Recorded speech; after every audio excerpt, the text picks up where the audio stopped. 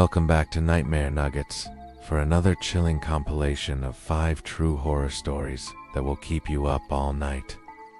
I am diving into some of the creepiest experiences I have ever had, starting with a story about the night something spoke to me from inside my apartment walls, and trust me, it was not human. Grab a blanket, turn off the lights, and let us get into the first of 5 terrifying tales. Last fall, I moved into a cheap studio apartment in an old building. It was a steal, but the place had issues: creaky floors, flickering lights, and these loud vents that rattled all night. I figured it was just bad maintenance. But a week in, I started hearing whispers, not words, just soft, breathy sounds from the vent above my bed. I told myself it was air pressure or pipes. One night, I was half asleep when the whispers got clearer. Clee, it was a voice, low and wet, saying my name, Emma. I shot up, heart pounding. No one knew I had moved here, not even my friends. I grabbed a flashlight, checked the vent, but it was just a dusty grate. The whispering stopped, so I tried to sleep it off. The next night, it came back, louder. Emma, come closer. I felt sick. The air smelled like damp rot, and the vent was dripping. A black, oily liquid seeped onto my floor, moving like it was alive. I called the landlord, but he said the vents were fine, probably just a leak. I could not sleep. Around 2 a.m., the voice changed. It was not whispering anymore. It was laughing, a choking, guttural sound. I tore the vent cover off, shining my flashlight inside. Something stared back, eyes, too many, like glistening beetles, set in a face that was not a face. It was all wrong, like a mass of writhing worms shaped into a head. I screamed, dropped the flashlight, and ran to the door. But the liquid from the vent was everywhere, pooling around my feet, sticky and warm. It burned my skin, and the voice hissed, "You cannot leave me." The lights went out, and I felt something brush my ankle, cold, slimy, like fingers made of sludge. I do not know how I got out. I kicked the door open, ran to my car, and drove to a friend's place. My legs were covered in red, blistered burns. When I went back with the landlord, the vent was clean. No liquid, no scratches, but the apartment felt heavy, like something was watching. I moved out that week, but I still hear it sometimes, a faint whisper in my new place, like it followed me. Last night, I found a drop of black oil on my pillow.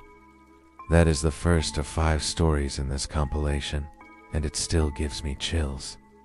Stick around for the next 4. They are just as terrifying. Drop your own creepy experiences in the comments, and I will see you in the next story. Stay haunted. This one is about the time I saw something in my mirror that was not me. It is the kind of thing that makes you question reality, and it still haunts me. Let us dive into story number 2. This happened 2 years ago in my old house. I had this big antique mirror in my bedroom, the kind with a heavy gold frame, so I'd always felt uneasy around it, like it was watching me. One night, I was brushing my hair when I noticed my reflection lagged. I moved my hand, but it took a second for the mirror to catch up. I laughed it off. Maybe I was tired. But then my reflection smiled. I was not smiling. Its eyes were wrong, too wide, with pupils like slits, glinting like a cat's. I stepped back, and it mimicked me. But its movements were jerky, like a puppet on strings.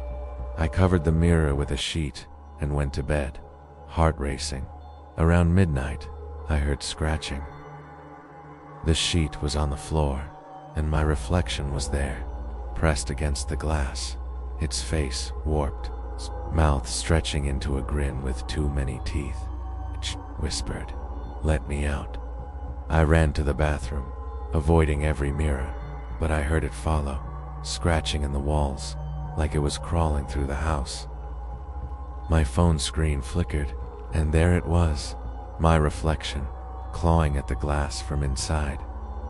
Its skin was peeling, revealing something underneath, black, pulsing, like a heartbeat. I grabbed a hammer, ready to smash the mirror, but it spoke again, louder. "If you break me, I take you." The air turned cold, and I felt breath on my neck. I swung anyway, shattering the mirror. Glass flew everywhere, and for a second, I saw it, a figure, not human. All sharp angles and writhing limbs, standing in the shards. I blacked out. When I woke up, the mirror was gone, just a blank wall where it had been. My hands were cut, and there were scratches on my arms I did not remember getting. I moved out, but every reflection I see now, car windows, shop displays, feels wrong. Sometimes I catch a glimpse of those slit eyes, waiting. That is story 2 of 5, and it still makes me cover my mirrors at night. Have you ever seen something weird in a reflection? This one is about the scariest drive of my life, when I realized something was in my car with me. It is going to make you double-check your back seat, so let us get into it. Last winter, I was working late at a diner, driving home around 3 a.m. on a deserted road. My car heater was busted, so it was freezing, and the radio kept cutting to static. I was tired, focused on the road, when I felt a weight, like someone was sitting behind me. I glanced in the rearview mirror. Nothing, just my empty back seat. But the air felt heavy, and I smelled something sour, like rotting fruit. I turned up the radio to drown it out, but it hissed static, then a voice, "Keep driving." My heart stopped. I checked the mirror again, and there it was, a figure in the back seat, hunched, its face hidden in shadow. Its hands were on the seat, fingers too long, bending backward. I swerved, nearly hitting a ditch, and it laughed, a wet, choking sound. Ty floored it, praying to reach town, but the car felt sluggish, like it was dragging something. The figure leaned forward, its breath cold on my neck. I saw its face in the mirror, skin like crumpled paper, eyes sunken in leaking black fluid. Odd. It whispered, "You are mine now."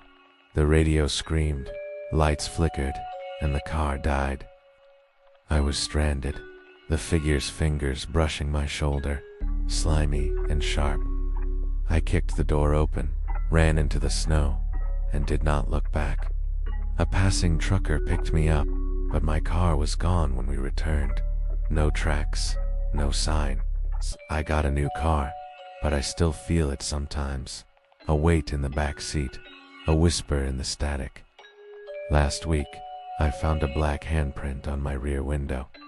This one is about a doll I wish I had never brought home. Started as a weird thrift store find, but it turned into something straight out of a nightmare. Let us dive into story 4.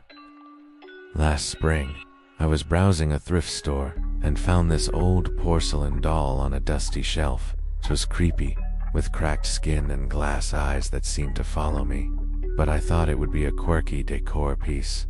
I paid $5 and set it on my dresser.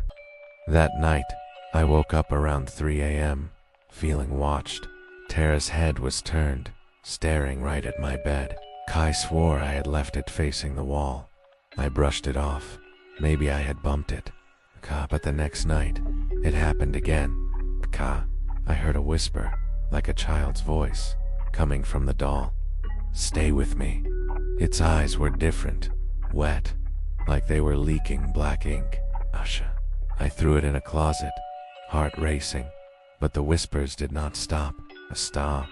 By the third night, I found the closet door open, the doll sitting on the floor, its head tilted unnaturally, its mouth, stitched shut before, was open, oozing a black, tar-like sludge.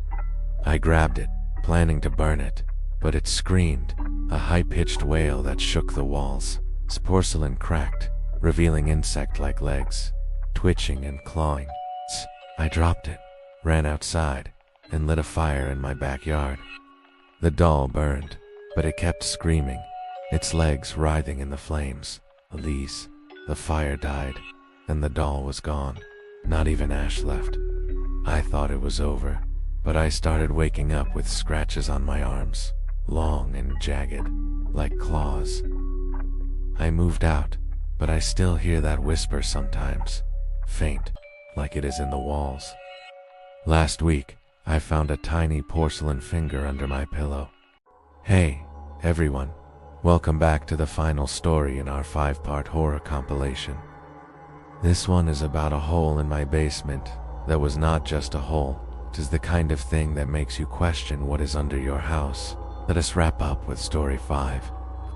Last year, I bought a fix-upper house, old but cheap. The basement was damp, full of cobwebs, but I noticed a small hole in the concrete wall, about the size of a fist. I figured it was from bad construction, planned to patch it. But the next day, it was bigger, like something had clawed it wider. That night, I heard whispers from the basement, soft, like a crowd murmuring my name, James. I checked, flashlight in hand, and the hole was larger, big enough for a head. The air smelled like rot, and I saw something move inside, a glint of eyes, too many, like spiders. I sealed it with cement, but by morning, the cement was cracked, the hole twice as wide. A hand reached out, skeletal, covered in oozing gray flesh, pulling a body through. It was tall, all bones and slime, with a face like melted wax, eyes twitching in sockets. I ran upstairs, locked the basement door, but it pounded, slow, deliberate. The voice hissed, "You opened me." The door splintered, and I saw it, crawling up, its limbs bending wrong, dripping slime. I grabbed my keys, fled to a motel. When I returned with a contractor, the hole was gone, just smooth concrete, but the basement felt wrong, like it was breathing. I sold the house, but I hear digging sometimes, under my new bedroom floor, faint, like it is looking for me. That is the 5th and final story in this compilation, and it still gives me chills.